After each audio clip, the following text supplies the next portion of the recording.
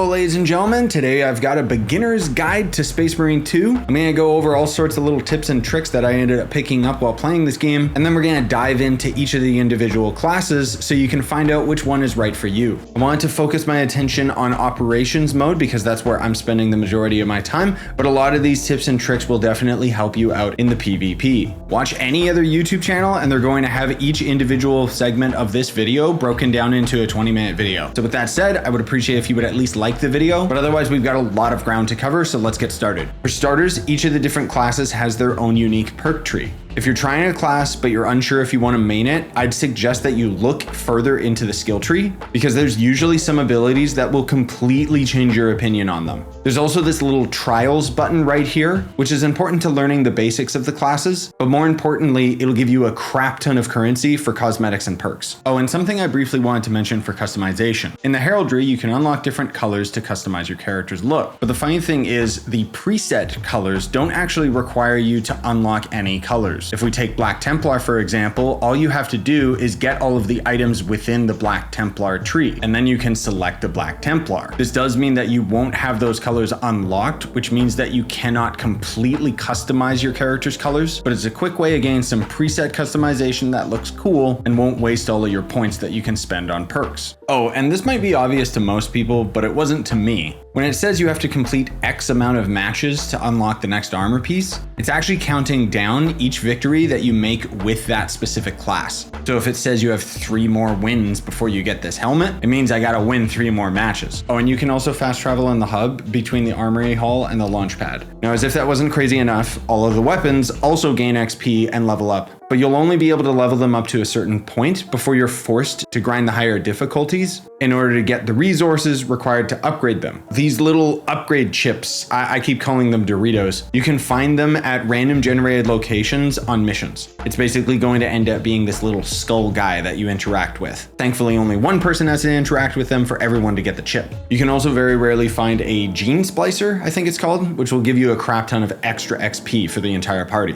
I would suggest experimenting rather than just locking into one specific weapon, because you'll start getting a lot more XP and higher difficulties anyways. Oh, and if you're in a mission and you ever find yourself really low on ammo, but there's no ammo cache nearby, the machine that lets you change your loadout will actually refill all of your ammo if you reselect the loadout you're already using. Something else I noticed is that if you end up leaving a mission prematurely, like say you get kicked or you just close the game because you gotta go, the game won't immediately end up giving you any of the XP, but after you complete the next mission, you'll end up getting all of the XP from that last round you didn't finish. Tactical is your basic Marine. You're going to have access to the Melta shotgun as well as a bunch of bolters. The main ability of this class is using the radar. The radar will mark enemies within a radius of where you're aiming, and those enemies will take increased damage from you and your squad mates. It can be really helpful for fighting large groups of enemies, but it also has the added benefit of being able to mark cloaked enemies. In the PvE, this would be the Lictor enemy, but in PvP, it would be against snipers. This class is an insane support DPS. Assault is the class that you play in the main campaign. While you do have access to the jetpack, it handles completely differently than it does in the main story. You're not able to hover or shoot or any of that fancy stuff. You can basically use it to just kind of leap forward and ground slam down on enemies. This class has the added benefit of being able to use the gigantic Thor's hammer. It's a great weapon for not only staggering, but also just dealing heaps of damage. If you tap the button, you'll actually dash forward instead of leaping into the air. And if you do a melee attack while dashing, it has some devastating punch. Take note that you can store up to 2 jet bursts, which can be really useful for sticky situations where you're overwhelmed, because you can just leap into the air, ground slam, leap into the air, and ground slam. This class does have a secondary, but is primarily focused on melee. The Vanguard is your speedy, nimble class. He's going to have some SMGs, but his special ability is going to be the grappling hook. You can use this to really close the gap between you and your enemies. It does a lot of damage to anything that's in front of you, including groups of enemies, but it can also be extremely useful to get out of tight situations and help your friends out, because if there's an enemy up on a ledge, you can grapple up to them. and the range of the grappling hook is actually further than the jetpack. There are certain ledges that the assault class will not be able to reach that the Vanguard can. I'd say this is a jack of all trades class. You can be extremely effective with melee because of how quick the knife is, but that doesn't mean that you should completely write off ranged. Bulwark is your support class. You have a melee weapon, a secondary, and a shield. Blocking with the shield will be able to block all counterable enemy attacks, but I find that it can be a little bit sticky for parry timing. Basically, in order to do a parry, you have to tap the block button, but if you hold it even a millisecond longer, your character is going to try and block instead.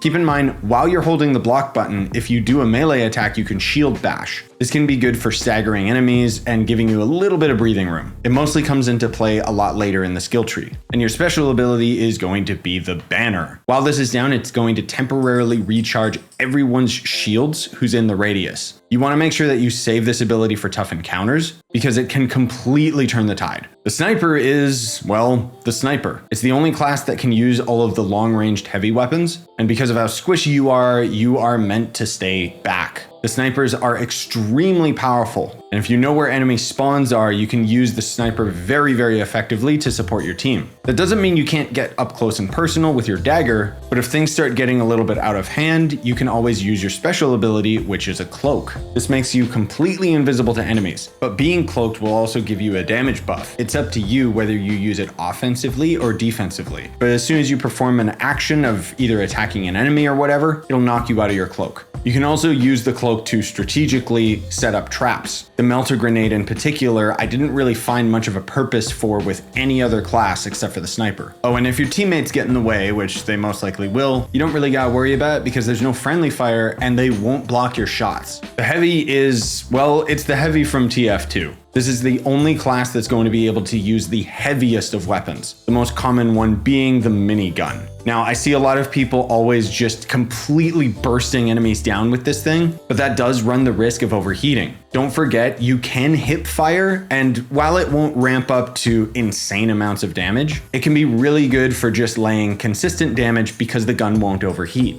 You'll also have access to the big boy plasma guns. These are very situational because they'll deal heaps and heaps of damage with a full charge shot, but because it's such a slow weapon, it can leave you very vulnerable. And since the heavy is stuck with the big two-handed weapons, it means that you kind of suck at melee. The strength of this character is helping out other classes that are more in the front line. Pro tip, and this works with all plasma weapons by the way, if you mash the reload button, it prevents it from overheating. Your special ability will put a barrier in front of you. This will block all ranged attacks and can be deactivated at any point to shorten the cooldown. The barrier is mostly used for yourself, but it gets significantly better later in the skill tree. And with that said, that's pretty much everything that I wanted to cover in this video. It doubled as a starter guide / all classes guide. Each of the different segments on the classes happens to be under 60 seconds. So I'm going to do my best to not only have this video, but I'm also going to cut down each individual class into a YouTube short. This way you could just skip to seeing the class that you want. I have been thoroughly enjoying this video game, and I'll most likely end up doing more in-depth guides to each individual class as I get them a much higher level. So if you're interested in seeing more Space Marine 2 gameplay, you can always subscribe, hit that notification bell so you're always in the loop, or at the very least, I would appreciate if you leave a like on the video. I pride myself on the fact that my tutorials don't last 20 minutes, and you can leave a comment about your favorite class or something, I don't know. For me so far, it's actually the sniper. Thanks for watching.